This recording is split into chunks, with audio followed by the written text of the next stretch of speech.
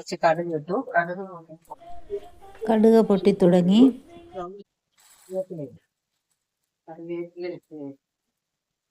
ഞാനിവിടെ സവോളയാണ് ഉപയോഗിക്കുന്നത്. സവോള നമുക്കൊന്ന് വഴറ്റി.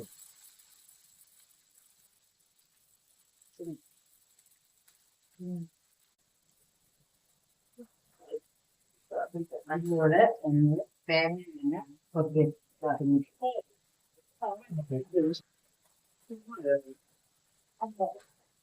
അത് നന്നായിട്ട് വഴറ്റി.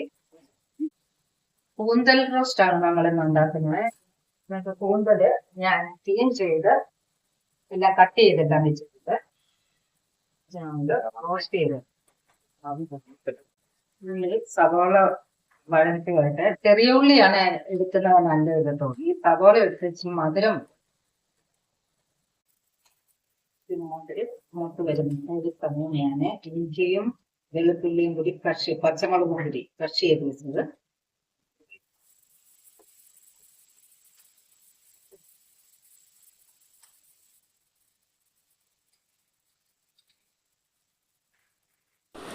ഇടയ്ക്ക് ഇളക്കി കൊടുത്തുകൊണ്ടേ ഇരിക്കണം, അല്ലെങ്കിൽ ഉള്ളിയൊക്കെ അടിയിൽ പിടിക്കും.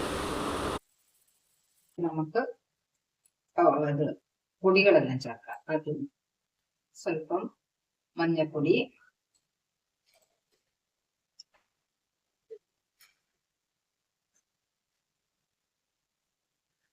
മുളക് പൊടി, കുറച്ചുകൂടി പച്ചമുളക് നമ്മൾ ക്രഷ് ചെയ്ത് ചേർത്തിട്ടുണ്ട്. അതുകൊണ്ട് എല്ലാവരുടെയും ഇഷ്ടാനുസരണം എരിവിന്റെ കണക്കനുസരിച്ച് എല്ലാവരും ചേർത്തല്ലോ. കുറച്ച് കുരുമുളക് പൊടി, പെരിഞ്ജീരകപ്പൊടി,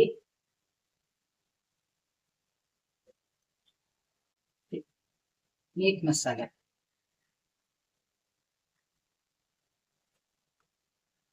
ഇത്രയും ചേർത്ത് ഇതിന്റെ പച്ചമണം മാറി നമുക്ക്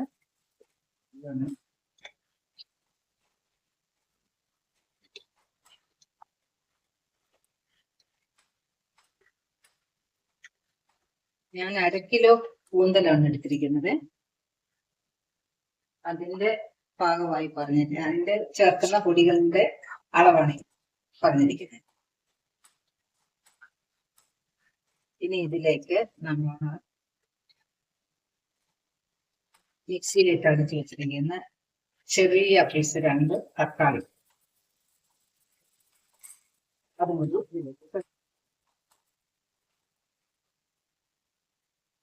അതിന്റെ പച്ചമണമെല്ലാം മാറണം.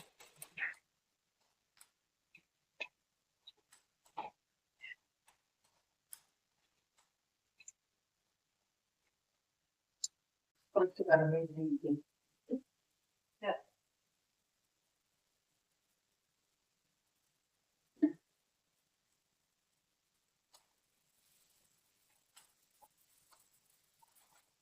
തക്കാളിയുടെ പച്ചമണമൊക്കെ മാറി വരുമ്പോൾ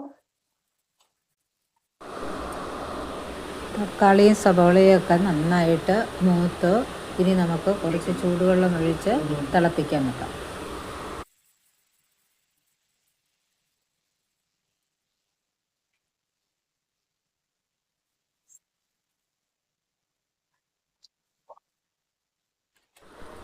ഇനി ഇതിലേക്ക് നമുക്ക് ക്ലീൻ ആക്കി വെച്ചിരിക്കുന്ന കൂന്തൽ ഇട്ട് കൊടുക്കാം. തിളച്ച് വരുന്നുണ്ട്. ഇതിലേക്ക് നമുക്ക് വൃത്തിയാക്കി വെച്ചിരിക്കുന്ന കൂന്തൽ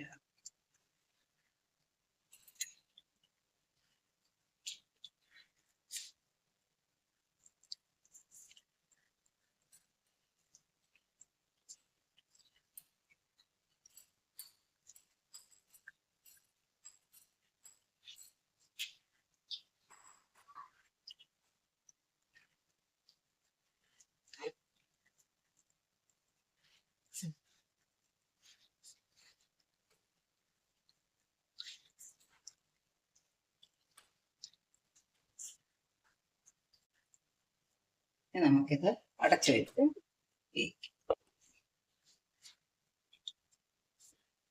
ഈ സമയം ഉപ്പ് ആവശ്യമുണ്ടെങ്കിൽ ഇട്ട് കൊടുക്കാം.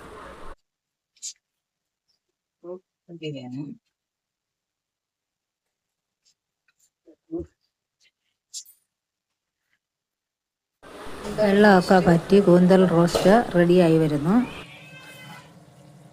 ഗ്രേവി വേണ്ടവർക്ക് ഈ പരുവത്തിൽ നിർത്താം. ഇച്ചിരി കൂടി ഡ്രൈ ആയിട്ട് വേണമെങ്കിൽ കുറച്ചുകൂടി വയ്ക്കാം.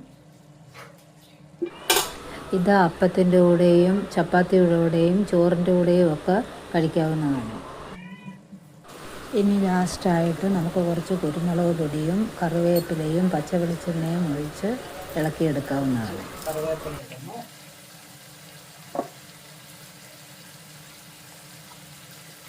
പച്ച വെളിച്ചെണ്ണ.